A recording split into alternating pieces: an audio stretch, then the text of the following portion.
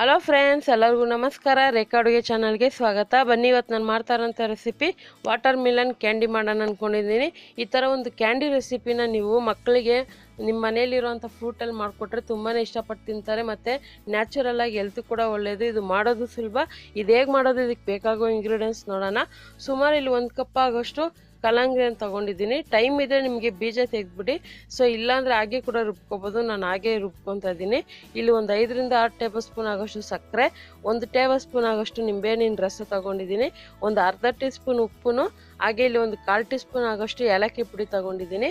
Ice mould ಇಲ್ಲಾಂದರೆ ಈ ಥರ ಒಂದು ಲೋಟನು ಮತ್ತು ಐಸ್ ಕ್ಯಾಂಡಿದು ಸ್ಟಿಕ್ ತೊಗೊಂಡಿದ್ದೀನಿ.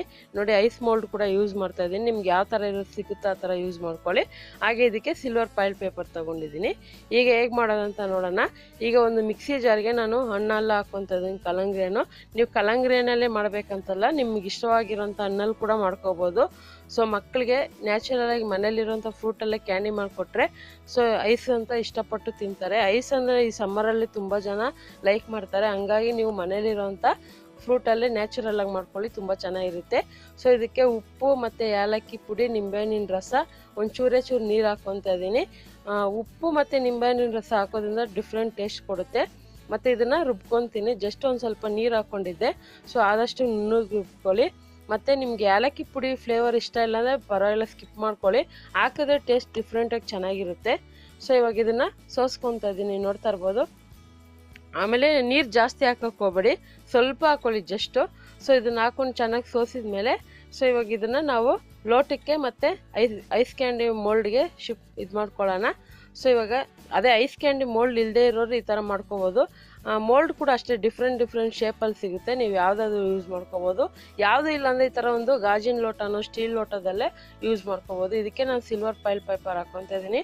ಹಾಕ್ಕೊಂಡು ಮಧ್ಯದಲ್ಲಿ ಒಂದು ಸ್ವಲ್ಪ ಹೋಲ್ಸ್ ಮಾಡ್ಕೋಬೇಕಾಗುತ್ತೆ. ಈ ಥರ ನೀವು ಕವರ್ ಮಾಡೋದ್ರಿಂದ ಐಸ್ ಕ್ಯಾಂಡಿ ಚೆನ್ನಾಗಿ ಬೇಗನೆ ಆಗುತ್ತೆ. ಮತ್ತು ಏನೋ ಒಂಥರ ಇದಾಗೋದಿಲ್ಲ, ನೀರು ಥರ ಆಗಲ್ಲ, ಕರೆಕ್ಟಾಗಿ ಬರುತ್ತೆ. ಸೊ ಇವಾಗ ನೋಡಿ, ಮೋಲ್ಡ್ಗೆ ಹಾಕ್ಕೊತಾ ಇದ್ದೀನಿ. ಇದೆಲ್ಲ ಹಾಕಿದ್ಮೇಲೆ ಹಾಗೆ ನೀವೇನು ಮಾಡಬೇಕಂದ್ರೆ ಇದನ್ನು ಫ್ರೀಝರಲ್ಲಿ ಇಡಬೇಕು. ಫ್ರೀಝರಲ್ಲಿ ಇಟ್ಬಿಟ್ಟು ಮಿನಿಮಮ್ ಒಂದು ರಾತ್ರಿ ಫುಲ್ಲು ಬಿಡಬೇಕು. ಒಂದು ಡೇ ನೈಟ್ ಫುಲ್ಲು ಬಿಟ್ಟಾಗ ನಿಮ್ಗೆ ಐಸ್ ಕರೆಕ್ಟಾಗಿ ಬರುತ್ತೆ. ಸೊ ಇಲ್ಲಾಂದರೆ ನಿಮಗೆ ಮಿನಿಮಮ್ ಒಂದು 8 ಅವರ್ ಆದರೂ ಆಗುತ್ತೆ. ನೀವು ರಾತ್ರಿ ಮಾಡಿಬಿಟ್ಟು ಬೆಳಗ್ಗೆ ಅದು ತಿನ್ಬೋದು. ಸೊ ಇವಾಗ ಒಂದು ರಾತ್ರಿ ಫುಲ್ ಆಗಿದೆ. ಸೊ ಇದನ್ನು ಒಂದು 30 ಸೆಕೆಂಡು ನಾರ್ಮಲ್ ವಾಟ್ರಲ್ಲಿ ಇಟ್ಬಿಟ್ಟು ಆಮೇಲೆ ನೀವು ಸರ್ವ್ ಮಾಡ್ಕೊಬೋದು. ಸೊ ಯಾಕಂದರೆ ಅವಾಗ ಕರೆಕ್ಟಾಗಿ ಬರುತ್ತೆ. ಯಾಕಂದರೆ ಫುಲ್ ಅಂಟ್ಕೊಂಡ್ಬಿಟ್ಟಿರುತ್ತಲ್ಲ, ಹಂಗಾಗಿ ನೀವು ನಾರ್ಮಲ್ ವಾಟ್ರಲ್ಲಿ ಇಟ್ಟರೆ ನೋಡಿ ಈ ಥರ ಕ್ಯಾಂಡಿ ಬರುತ್ತೆ. ನೋಡಿ ಎಷ್ಟು ಕಲರ್ಫುಲ್ಲಾಗಿ ಸಖತ್ತಾಗಿ ಕಾಣ್ತಾ ಇದೆ. ಸೊ ಈ ಥರ ಒಂದು ರೆಸಿಪಿನ ನೀವು ಮಕ್ಕಳ ಎದುರುಗಡೆನೇ ನೀವು ಮಾಡಿದಾಗ ಅವರು ಇಷ್ಟಪಟ್ಟು ತಿಂತಾರೆ. ಸೊ ಫ್ರೂಟ್ ತಿಂದೇ ಇರೋಂಥ ಮಕ್ಕಳಿಗೆ ಈ ಥರ ಮಾಡ್ಕೊಡಿ, ತುಂಬಾ ಹೆಲ್ತಿಗೂ ಒಳ್ಳೆಯದು. ಖಂಡಿತ ಇವತ್ತು ಮಾಡಿರೋಂಥ ಕ್ಯಾಂಡಿ ರೆಸಿಪಿ ನಿಮಗೆಲ್ಲ ಇಷ್ಟ ಆಗಿದ್ರೆ ನೀವು ಕೂಡ ಟ್ರೈ ಮಾಡಿ. ನಿಮ್ಮ ಅನಿಸಿಕೆನ ನಮಗೆ ದಯವಿಟ್ಟು ಮರೆಯದೆ ಕಮೆಂಟ್ ಸೆಕ್ಷನ್ಗೆ ಕಮೆಂಟ್ ಮಾಡಿ. ಹಾಗೆ ಮತ್ತಷ್ಟು ಈಸಿ ರೆಸಿಪಿಗೋಸ್ಕರ ರೇಖಾ ಅಡುಗೆ ಚಾನಲ್ನ ಸಬ್ಸ್ಕ್ರೈಬ್ ಮಾಡಿ, ಶೇರ್ ಮಾಡಿ, ಲೈಕ್ ಮಾಡಿ. ಈ ವಿಡಿಯೋ ನೋಡಿದ್ದಕ್ಕಾಗಿ ಎಲ್ಲರಿಗೂ ಧನ್ಯವಾದಗಳು.